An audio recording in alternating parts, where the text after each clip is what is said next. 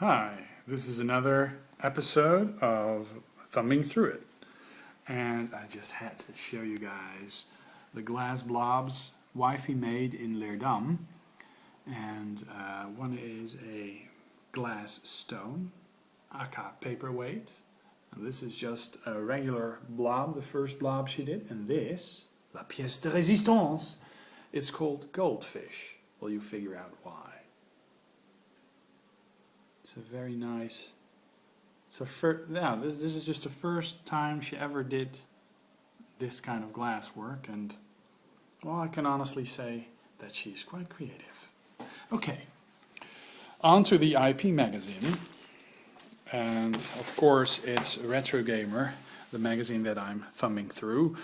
This time it's all about the demise of the 8-bit game systems, how the Commodore 64, Spectrum and CPC met their end. Wow, that's a tough one. Okay, and a nice, amazing artwork about, well, I guess King Kong or Donkey Kong just gnawing at a Spectrum. Oh, that's a horrible sight. So, Zelda. Okay, the retro, sorry, the retrobate. This movie is has met with all sorts of well, coughing people and let me see. So the content. So the Game Over for 8-bit is the main article, and yeah, it's always a very nice magazine. The 3D difference. This delves into the Nintendo 3DS. What is very sad is actually the fact that 15 games have been cancelled, so that can be good for the 3DS. Guilty Pleasures, one of the columns, the regular columns, always very good to read from Ian Lee. PS2 Classics Go HD, there's a whole slew of PS2 games that are remade into high-definition PlayStation 3 games. This is something very interesting. So IP is coming out with a new Android magazine. Well, I mean, I'm recording this on an iPhone, but I am very interested in Android as well. And, well, there's supposed to be a new Android magazine coming out. Well, if it's from these guys, you know, it's bound to be good. Tech demo. So this is another of the regular columns. Paul Davies always writes very nice columns, and it goes together with some nice Space Invader graphics. Hail to the Chief. Well, we all know that is an article about Halo. Hey, the Vault. Has the Vault been cut in? Oh, the Vault has been cut in half. Most of the time the Vault is 2 pages, but now it's actually been cut in half, and some IP advertisement is in place. So that kind of sucks, because they always had books and stuff listed, and now it's just 1 page. So kind of disappointing. So yeah, well, we all want to have a Half-Life headcrab hat, of course. I mean, that's great. So yeah. Chuck Somerville, one of the old industry veterans, is asked about his favorite games and his experiences in the game industry. Retro Diary, this time 22nd of July to the 18th of August. Not in chronological order, of course, but in chronological, you know what I mean. These are the days, and all the events are not in chronological order in time, but you know, the days are in chronological order. I'm just gonna stop using this difficult word, because wifey is just laughing her head off, and it's a tongue tire for me. Right, back to the 80s. The latest news from October '89. Okay, so wifey just kind of. Yeah, right. I'm trying to make this video here, and the latest news from March 1994, and wow. Well, yeah, you guys have to buy the magazine. if you wanna know what that is about. A game, Blinky Scary School, and you see a big blob in front of a pixelated toilet. I guess that's scary. Very nice colorful graphics, and this must be Spectrum.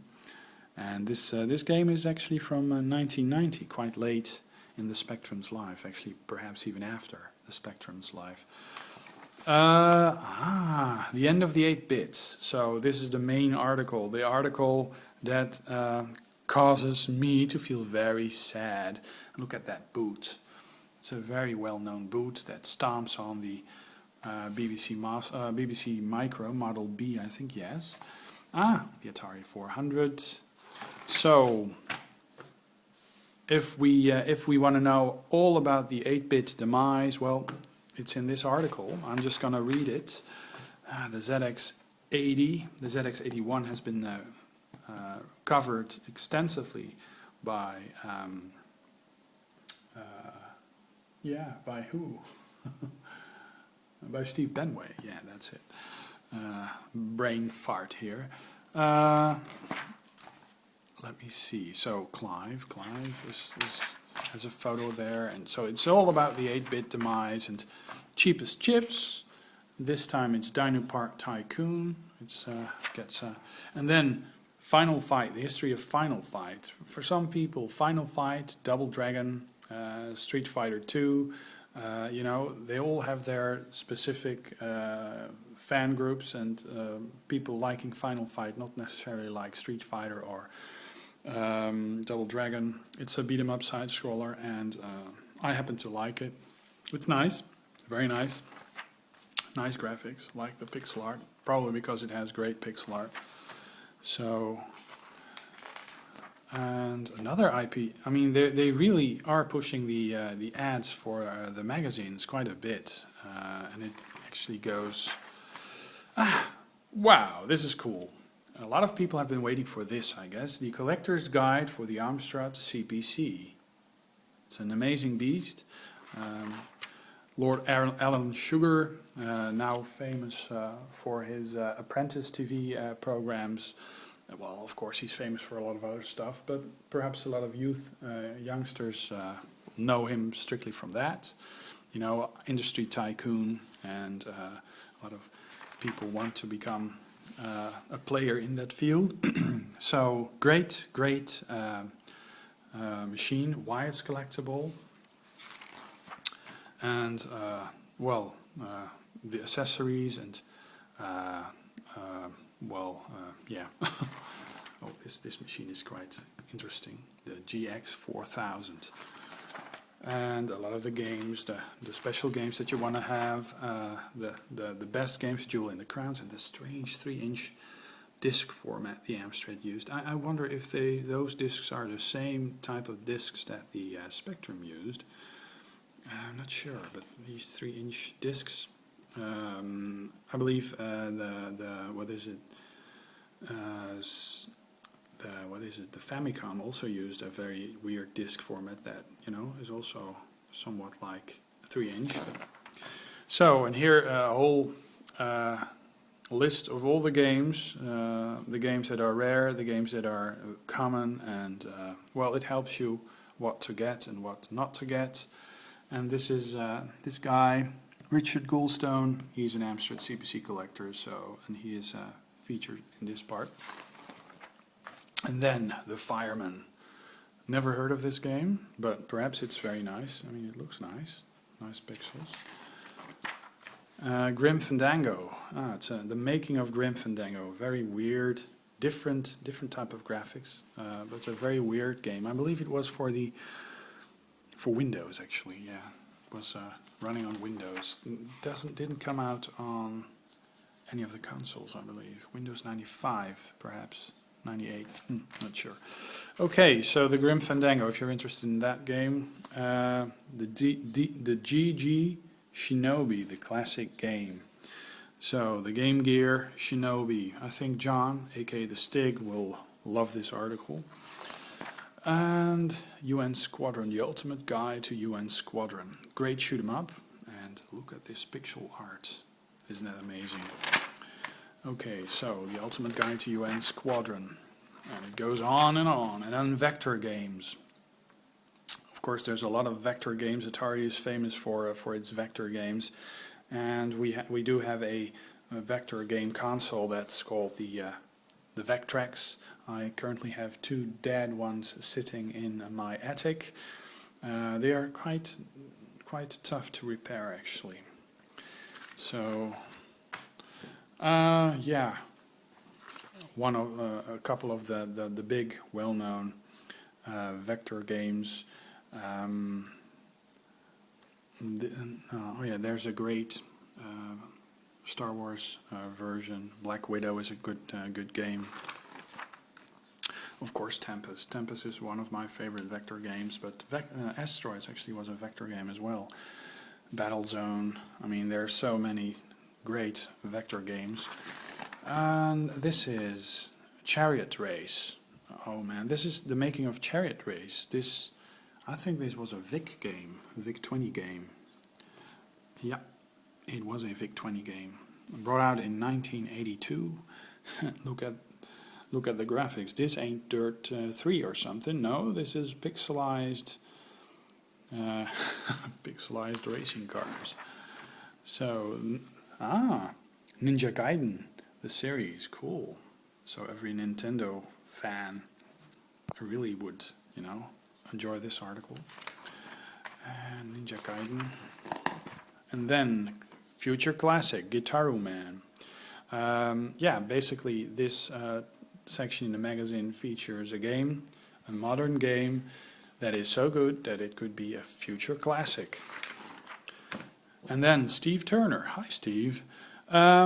He started coding on the ZX80, Dragon 32, and he teamed up with Andrew Braybook, and well, he was working on quite a few great games like Flying Shark, Ranorama, Hard Cops. Oh, that was cancelled, but International Moto X, Realms, 3D Lunatic. So, I mean, this guy has been in the industry for a long time, and he's still doing a lot of stuff, I believe. 5 games to play. These are the games that he said, he told us that we should play, I guess. And, well, this is him back in the day, I guess. Oh, no, this is Andrew Braybook. And I believe this is a Commodore 64 with a C2N on a very old, crappy CRT. So, this is the guy back in the day. Oh, wow, Pac-Land. A very weird Pac-Man game. Not sure if I like it, but it's nice. Not for all. Duke Nukem Forever. I quite like this game. It got a lot of slack, and I actually ended up getting the special edition. And yeah, it's not for all, but I actually quite like it. It gets a 56, not surprising because it's always bashed. And yeah, I've been playing Duke Nukem ever since the first game came out. Even the 2D platform type of games that Duke Nukem actually was back in the day.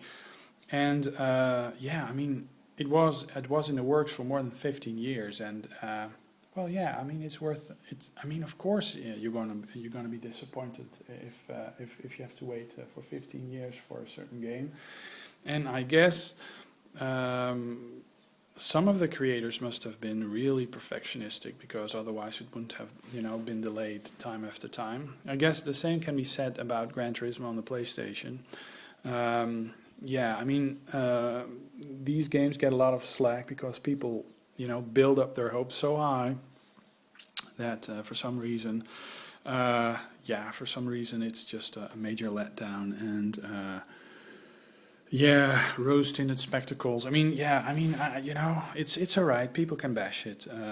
If you look at it and put it back in time, it's a cool game. And the thing is, people bash it for the graphics engine, and I think it still looks good. And I'm a retro gamer, of course, but it's not all about graphics. It's about the gameplay, and I mean, It has a great corny sense of humor. It's very sexist, and a lot of people can be offended by it. But yeah, the early games were that as well. And perhaps times have changed, but you know, I like it. So I had the special edition. So perhaps I'm a dying breed of Duke Nukem Forever fans. But Child of Eden, very interesting graphics. Sonic and Sega All-Star Racing. And Damaku Unlimited, wow, it's a new shooter on the iOS. The Virtual Console releases Super Mario Land, Alleyway, and Tennis. So I'm not gonna buy that for the Virtual Console. I played that back in the day. Resident Evil Mercenaries 3D, portable game, and it's probably going to be out on the 3DS. If that's still in development, but 15 3DS games were cancelled, so... Jim Slim, cool. Got How to Get Ahead in Business. It looks like a Commodore 64 game, Burying the Hatchet. Very nice graphics. Chopper Drop, oh yeah, this is the homebrew section, so new games developed on old machines. So this whole game over for the 8-bit, well, it's not over because these type of games, these type of systems have actually got a very, very lively homebrew community going on. So yeah, for the Atari, the MSX, and some nice, often PC-based remakes, and then we got Homebrew Heroes. And Mike, let me see, who is this? Mike Daly. So, yeah, I don't recognize his face. So the mailbag, a lot of users are, you know, mailing in stuff. Also, there's a Retrobate profile. One of the users that uses the Retrogamer.net forum gets you know, honorary mention from the forum. Yeah, always a bit of snippets from the forums, and then currently playing. The editors are showing what they're currently playing and tell a little bit about it.